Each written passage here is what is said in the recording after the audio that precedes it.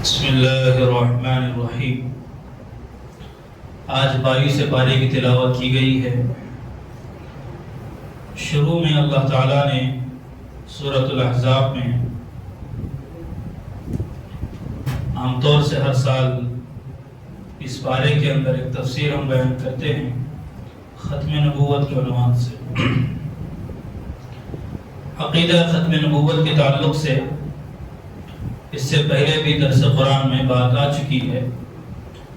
سورۃ المائدہ کی آیت اليوم اکملت لکم دینکم واتممت علیکم نعمتی ورضیت لکم الاسلام دینا کے ضمن میں الحمدللہ ختم نبوت کے عنوان سے بات آ چکی ہے، اور اس سورت میں بھی اللہ تعالیٰ نے ختم نبوت کے عقیدے کو بیان فرمایا ہے، جس کو سمجھنا ضروری ہے۔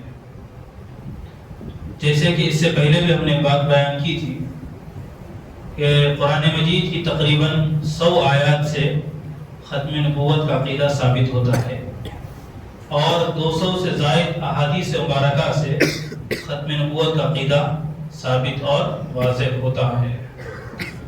تو جس طرح دوسرے عقائد ضروری ہیں، اسی طرح یہ عقیدہ ختم نبوت بھی بہت ضروری ہے، کیونکہ دیکھیے بات پھر ایک یاد دہانی کے طور پر، ایک تذکیر کے طور پر، کہ جس نے قرآن کریم کی ایک آیت کا انکار کیا وہ کافر ہو گیا، اسلام سے وہ نکل گیا، اس کا اسلام سے کوئی تعلق نہیں۔ اب جو عقیدہ قرآن مجید کی 100 آیات سے ثابت ہو رہا ہے، اگر انسان اس عقیدے کا انکار کرے تو بتائیے قرآن مجید کی 100 آیات کا انکار ہوا، اور 200 سے زائد احادیث مبارکہ کا انکار ہوا۔ جب آدمی ایک حدیث انکار کرنے سے، قرآن کی ایک آیت کا انکار کرنے سے کافر ہو جاتا ہے، تو جو 100 آیات کا 200 احادیث کا انکار کرے پھر اس کا اسلام سے کیا تعلق ہو سکتا ہے؟ وہ بھلے اپنے آپ کو مسلمان کہے، اپنا ہر اعتبار سے مسلمان لوگوں کو تعارف کرانے کی کوشش کرے، لیکن اسلام کا اس سے کوئی تعلق نہیں ہے، کیونکہ اس نے ایک بنیادی عقیدے کا انکار کیا ہے۔ تو یہاں پر اللہ تعالیٰ نے وہی مشہور آیت جو ہم عام طور سے ختم نبوت کے عقیدے کے متعلق سنتے ہیں، ما كان محمد ابا احد من رجالکم ولكن رسول اللہ وخاتم النبیین وكان اللہ بكل شيء عليما، یہ ایک آیت ہے، اس کا ایک پس منظر ہے۔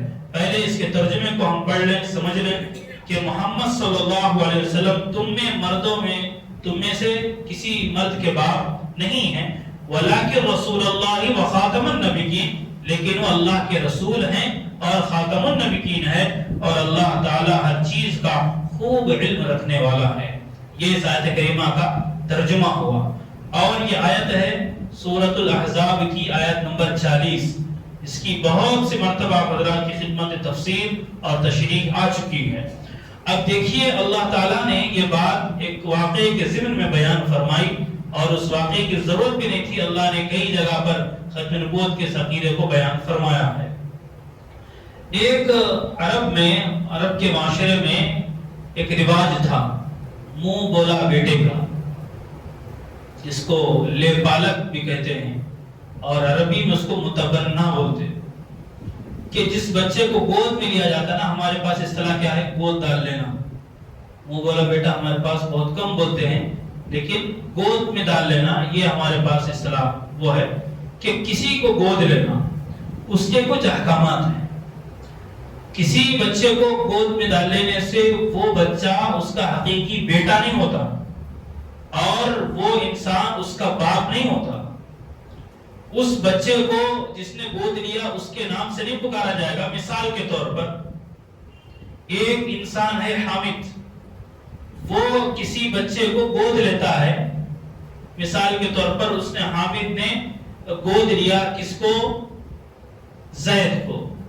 اب اس کا نام زید بن حامد نہیں کہا جا سکتا، حامد کا بیٹا زید نہیں کہا جا سکتا۔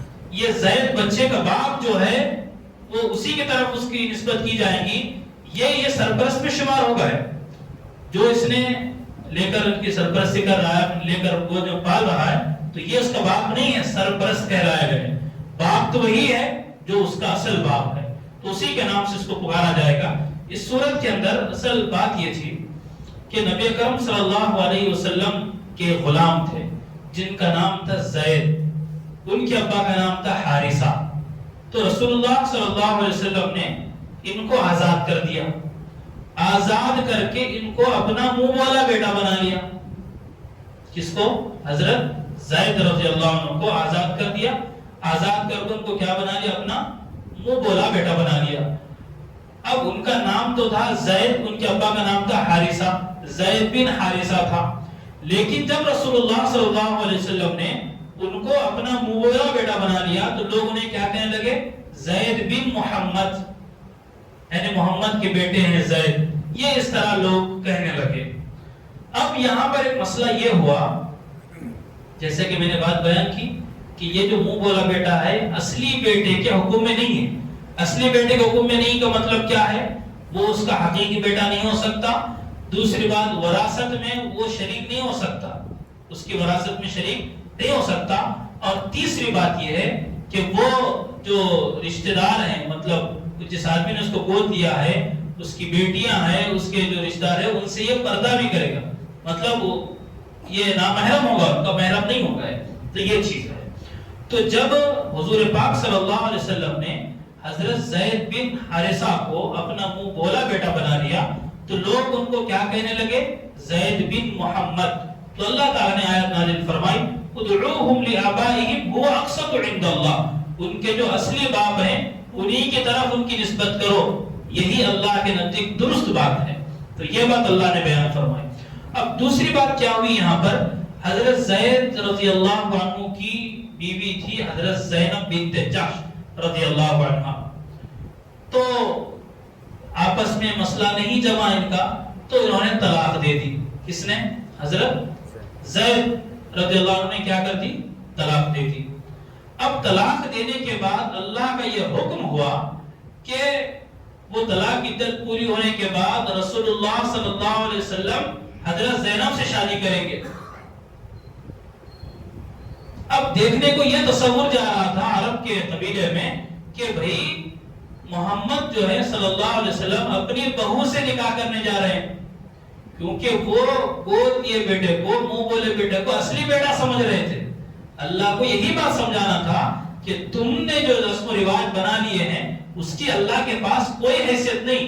اللہ نے جس چیز کو حلال کیا، کون ہوتے ہو تم اس چیز کو حرام کرنے والے؟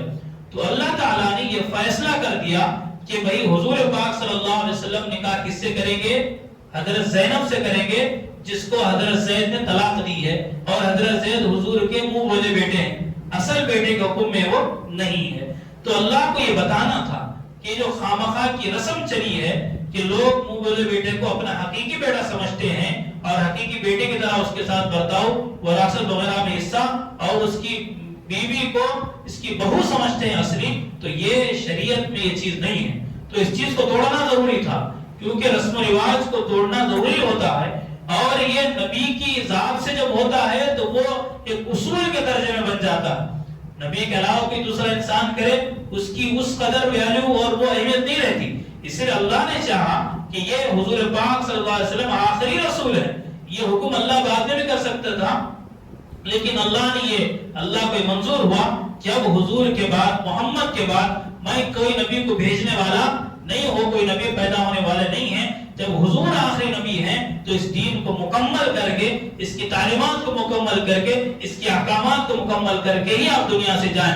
تو اللہ تعالیٰ نے وہ جو رسم، جو خامخواہ حلال چیز کو حرام کر رہے تھے، اس کو اللہ نے قیامت تک کے لیے اس کا دروازہ بند کر دیا کہ یہ کوئی اہمیت نہیں. منہ بولے بیٹے کی کوئی اسلام میں ویلیو نہیں ہے، وہ حقیقی بیٹے کے زمرے میں، اس کی فہرست میں وہ شامل نہیں ہوتا. تو نبی اکرم صلی اللہ علیہ وسلم کا نکاح اللہ تعالیٰ نے کس سے کرایا؟ حضرت زینب بنت جحش رضی اللہ عنہا سے کرایا.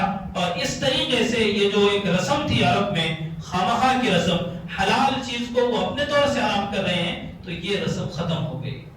تو یہاں پر ایک بات یہ ہوئی کہ زید بن محمد کہہ کر ان کو بلایا کرتے تھے، زید بن حارثہ کو.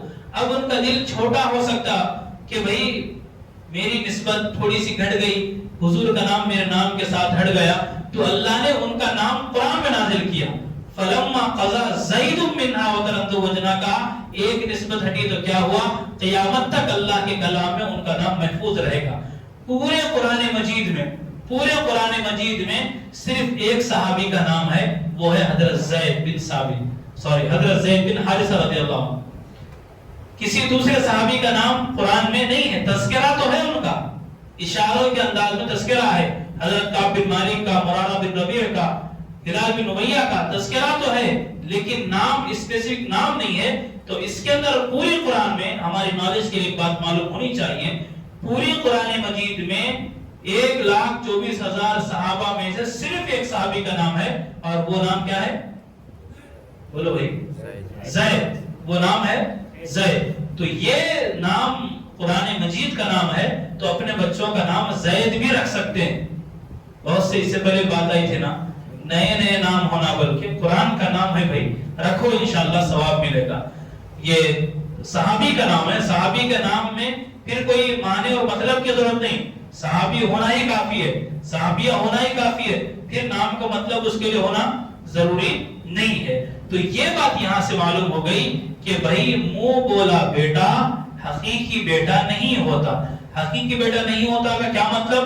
کہ وراثت میں اس کا حق نہیں ہے، اور وہ شرعی پردہ اس سے بھی ہے، وہ گھر کی خواتین کو۔ تو یہ بات معلوم ہو گئی۔ اب رہی بات بھائی کسی کی اولاد نہیں ہے، وہ لے کر پال رہے ہیں، تو یہ افضل چیز ہے، پال سکتے، وہ لے کر پالنا پوری چیز منع نہیں ہے۔ یہ بات اور ذہن میں رکھیں، کسی کو گود میں ڈال لینا، لے کر اس کو پالنا، اس کی پرورش کرنا، یہ ثواب کا کام ہے۔ اگر کسی کو اولاد نہیں وہ اس طرح کرتے ہیں تو اس کی اجازت ہے، لیکن یہ بات ذہن میں ہونی چاہیے کہ وہ حقیقی بیٹا نہیں ہے۔ اب آدمی زندگی بھر اس کی پرورش کر رہا ہے، اب چاہتا ہے کہ بھئی اس کے نام سے کچھ چیزیں ہونا، تو اپنی موت سے پہلے اپنے تہائی مال میں سے اس کے لیے وصیت کر سکتا ہے، پورا مال نہیں، پوری پراپرٹی کا مالک ہی نہیں ہوگا، ایسا نہیں کر سکتے۔ اپنی پراپرٹی کا ایک تہائی حصے میں سے وصیت کر سکتا، وہی 2-4 پلاٹ میں اس کے نام پہ رکھ رہا ہوں، تاکہ بھئی اس کی کوئی آگے پیچھے کوئی نہیں ہے، یہ اس کا نظام چلتا رہے۔ تو یہ اپنے پراپرٹی کا کچھ حصہ، یعنی تہائی حصے کے اندر 1/3 میں سے ایک حصہ اس کے لیے رکھ سکتے ہیں۔ یہ بات ہمارے ذہن میں ہونی چاہیے۔ آخری بات یہی ہے کہ نبی اکرم صلی اللہ علیہ وسلم آخری نبی ہیں، آپ کے بعد قیامت تک کوئی نیا نبی پیدا ہونے والا نہیں ہے۔ اسی عقیدے کو کہتے ہیں عقیدہ ختم نبوت، اور یہ عقیدہ قرآن مجید کی 100 آیات سے اور 200 احادیث مبارکہ سے ثابت ہے۔ جو اس عقیدے کا انکار کرے گا اس کا اسلام سے کوئی تعلق نہیں ہے۔ اللہ سے دعا ہے اللہ تعالی ہم تمام کو اسی عقیدہ ختم نبوت پر مرتے دم تک قائم رہنے کی اور اس کی تبلیغ اور اس کی تشہیر کرنے کی توفیق عطا فرمائے۔ وآخر دعوانا الحمدللہ رب العالمین۔